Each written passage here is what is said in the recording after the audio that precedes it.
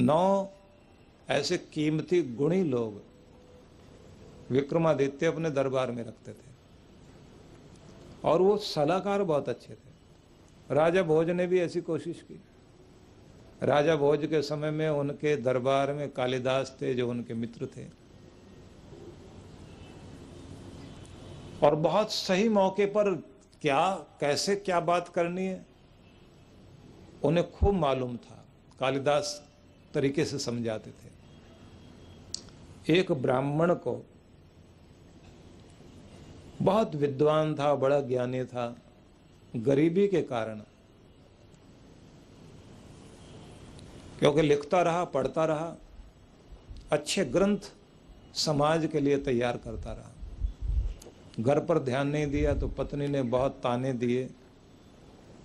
तो उसके मन में आया कि मैं जाऊं राजा के पास और वहां से कुछ मांगूं। तो राजा भोज के दरबार में जाने के लिए तैयार हुआ। पत्नी ने कहा कि जा रहे हो तो खाली हाथ मत जाना। तो इसने कहा कुछ हो तो दो। पत्नी ने घर के आंगन में जो जमीन थी उसमें खड़े हुए थे कुछ गन्ने को काट के उसके टुकड़े, गन्ने की गंडेरिया बना के छिलके उतार के जैसे देते हैं, तैयार करके और लपेट के गीले कपड़े में दिए और कहा ये लेके जाना। राजा को कहना कि मेरे पास तो यही मीठी लकड़ी है, इसे चबाओ, इसमें जो रस है वो मेरे हृदय का रस है, मेरी भावनाएं हैं, आपके लिए कुछ शुभ चाहता हूँ, फिर जो मांगना है मांग लेना। अब ये बेचारा लकड़ी वो अपनी पोटली में बांध के वो सारे के सारे टुकड़े गन्ने के चल के आया तो पता लगा कि राजा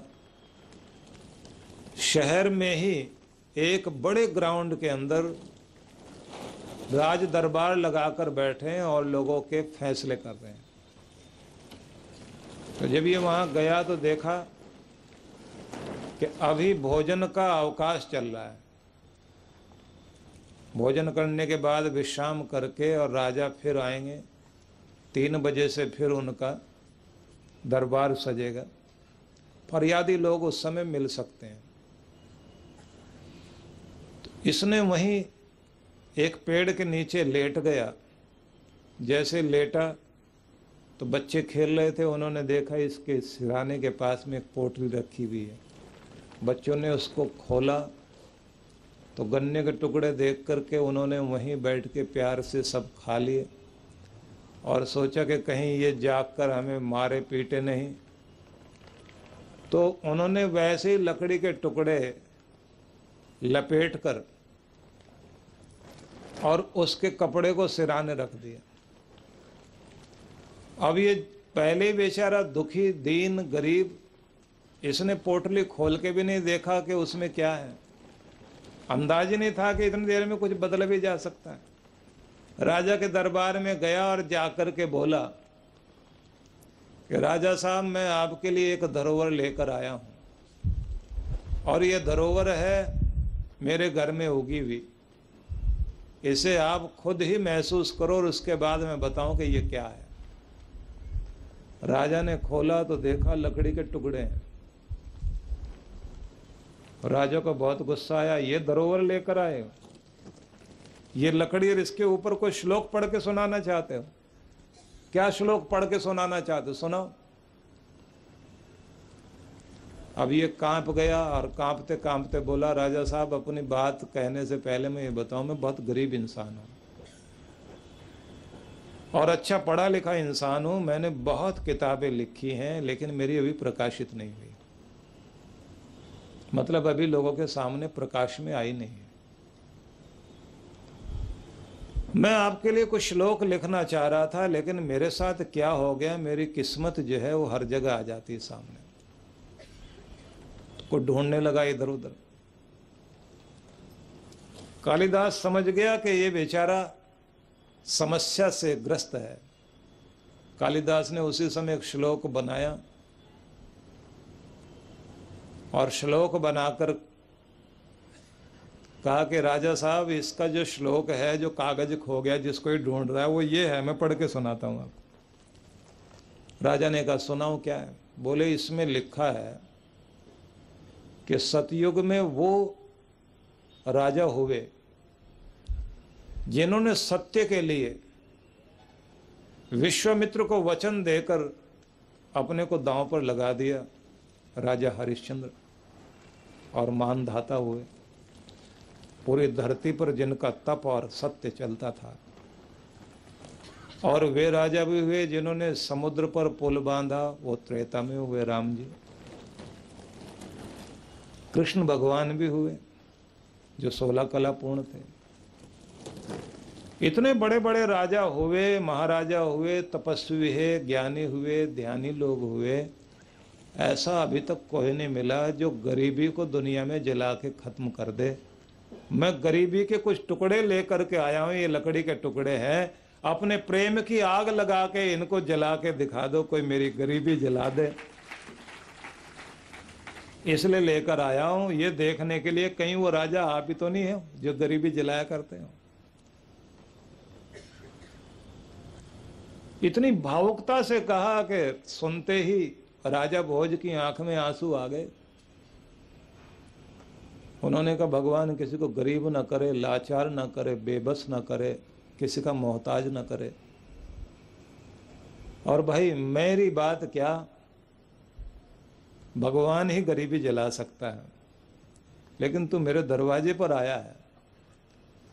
सोने के सिक्के देकर थैली में कहा कि ये लेके जा।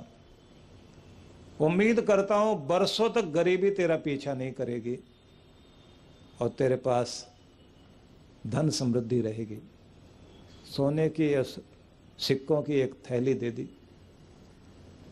थैली लेकर के जब ये चलने लगा तो इसने मुड़ के कालिदास की तरफ देखा। कालिदास की तरफ देखा तो देखने का मतलब यह था कि भाई मैं तो यहां आया था, मेरी बदकिस्मती मेरे आगे आ गई थी, लेकिन धन्य है तू, तेरे जैसे सलाहकार जो राजा के पास बैठे हुए सही सलाह देने वाले, जिनके कारण इस गरीब का उद्धार हो गया और भले लोगों का मान हो गया। इस नजर से उसने देखा। कालिदास ने भी सिर झुका के उसको मन ही मन कह दिया कि भाई जो तूने कह दिया मैंने समझ लिया, बोलने की जरूरत नहीं। अब वो जो ऐसे गर्दन हिला रहे थे दोनों के दोनों, तो राजा ने कहा भाई कुछ गड़बड़ लगती है,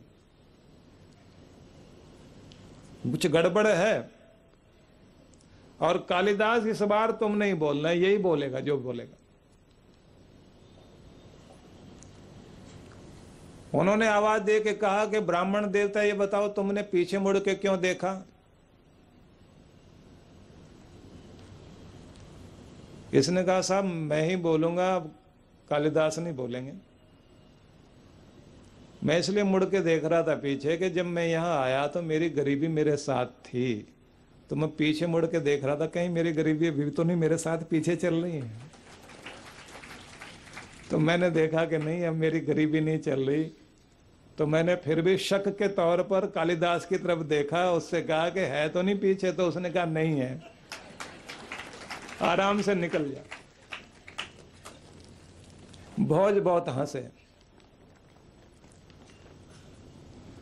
बाहर आके ब्राह्मण ने एक श्लोक बनाया जिसका मतलब यह था,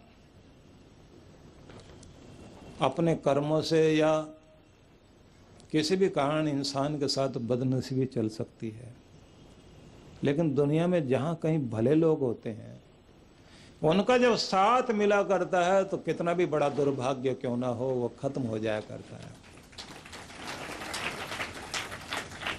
मैं निवेदन करना चाहता हूं आप सभी से,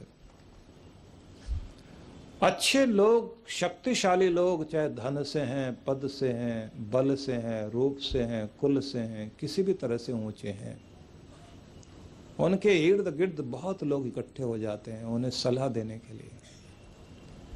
लेकिन जब किसी को अच्छे सलाहकार मिले, नवरत्न जैसे राजा लोग रखते थे, तो फिर उनकी शक्ति कुछ और बनती है। लेकिन कहते हैं हर आदमी के आसपास भी सलाहकार हैं।